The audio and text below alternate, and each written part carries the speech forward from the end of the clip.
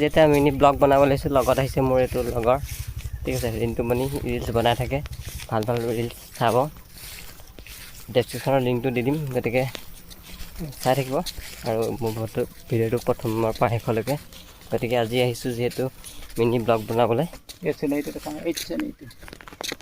লোকেশ্যনটো হৈছে এইটো মিনি এইটো ভিউ মানে আমাৰ যিহেতু গাঁৱলীয়া অঞ্চল গাঁৱলীয়া মাজতে বসবাস কৰা যিহেতু সেইটো কাৰণে অলপ গাঁৱলীয়াবিলাক চাহ বাগান আছে এইবিলাক ধুনীয়া এটা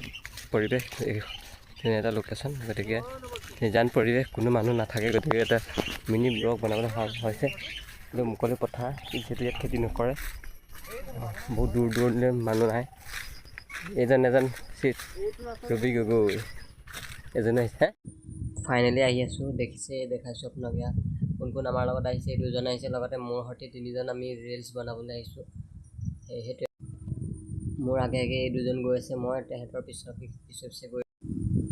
এজনো আহিছে এজন হৈছে ৰবি গগৈ আপোনালোকক চিনাকি কৰি দিছোঁ